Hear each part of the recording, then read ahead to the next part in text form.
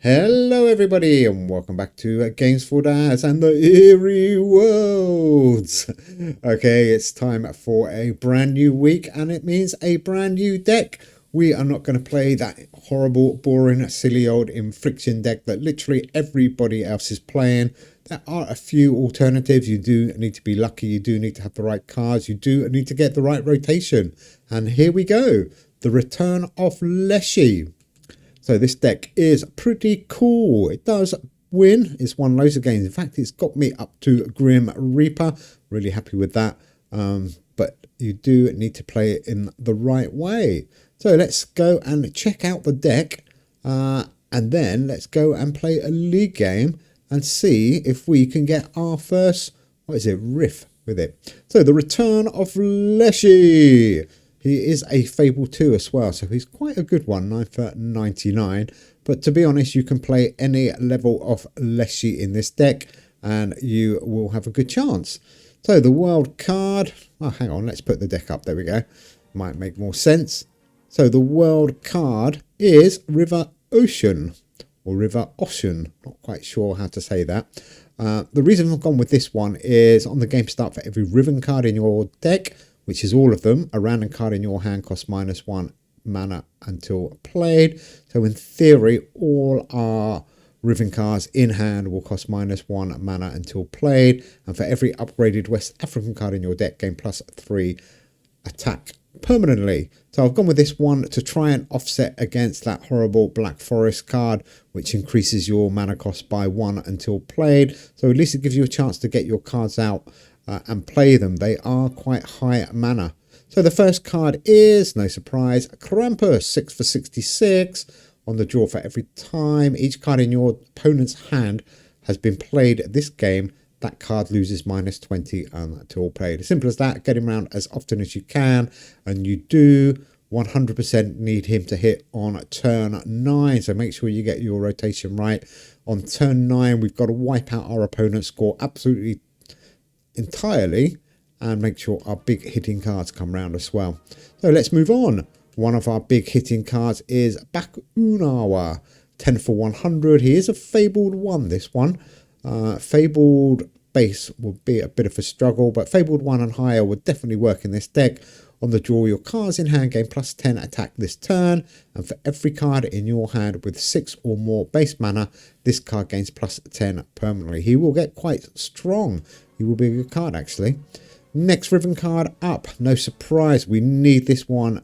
Mama Wata, another Fabled 1, 5 for 55. You can play the base Fabled 1 in this deck. She is in our deck to keep that mana cost under control a little bit. On the draw, for every turn completed this game, a random other Rivin card in your hand costs -1 mana until played. You do, ideally, towards the end of the game, need it to hit some of those big mana cost cards. Otherwise, you could struggle a little bit, but you do need to try and work on the rotation. You do need to concentrate with this deck. Wolpentinga, 5 for 54, quite nice low mana one. On the play, your opponent's epic and fabled cards in hand lose -30 this turn. Absolutely, totally overpowered card, but he is a Rivin, so he makes the deck. Moving on, Fuhrer, another crazy overpowered card, 8 for 82. He's a rare. He's better than most of the fabled cards. The balance in this game, totally off. Anyhow, what does Fuhrer do? On the return, for every epic card your opponent has played this game, your epic cards, wherever they are, gain +6 until played. Really good. He was going to buff up some of our epics, or all of our epics actually, quite nicely. So here he is. He's back again. Leshy, Fabled 2. What does he do? Remind ourselves, on the draw for every time you have played Leshy this game, your Slavic cards in hand gain +16 permanently. And unlike the Leshy bomb, I'm not going to sit there holding a Slavic card because he will just get destroyed by the infliction decks. But the whole point here is really to buff up Leshy and another Slavic card and keep playing them together and get them round and round and round, and they will buff up permanently and give you some big cards towards the end of the game. If you can play them on turn 9, happy days, especially if you get Krampus out. You will probably be guaranteed to win the game because their score will be massive. But I do warn you, the rotation on this deck is very tricky.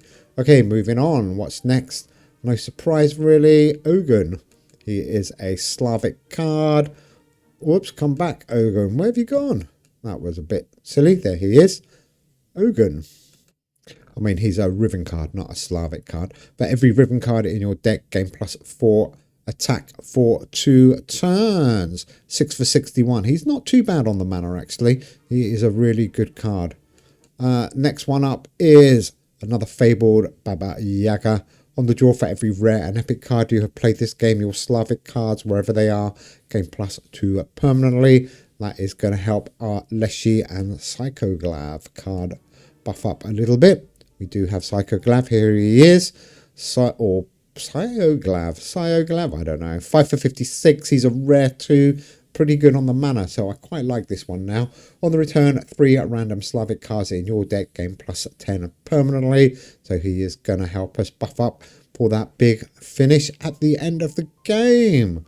Okay, is that all 9 cards? I think it is. Okay, there's the deck on the left. The world card, like I said, is River Ocean. So we are Grim Reaper. Let's go and see if we can get our first riff with this amazing deck.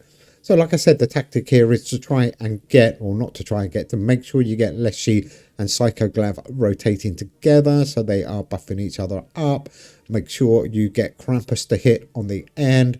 And in the perfect world, you do need Mamawita to hit either Bakawuna or Furaman. Or even Baba Yaga, actually. So here we go. No surprise. We are playing a bot, as always. Oh, and there we go. They have got that horrible Black Forest. So he's going to increase our mana costs until played by 1. There we go. And we are going to decrease our mana cost by 1 with our world card. So we're kind of back to where we started from. And it does allow you, at the beginning, to probably get 3 cards out and a good score. And if you can get Mami Wata around really quickly, it's going to help. And what a surprise. I've never seen this deck before that our friendly bot is playing.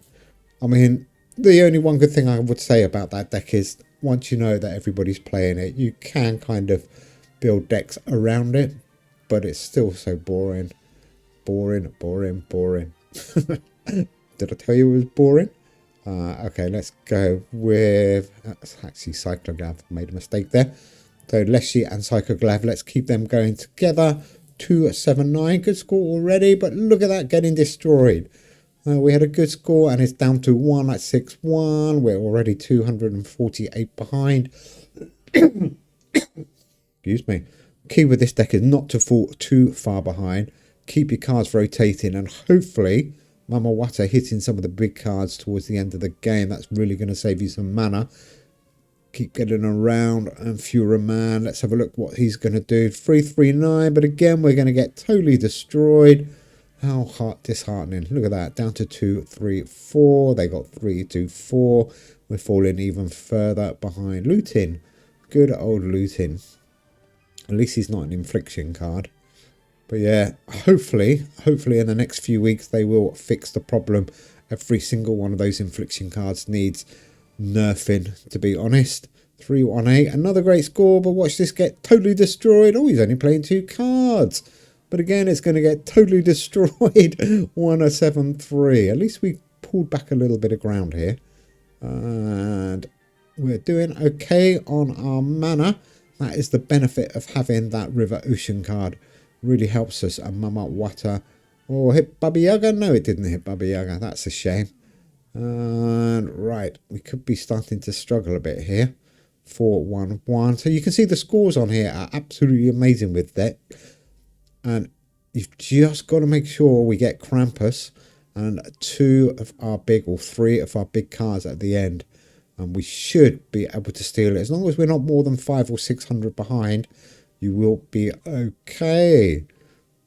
205 behind, not too bad. There is Leshy and Psychoglav. They're starting to get quite strong now. Look at that. They are good. They're quite well protected as well.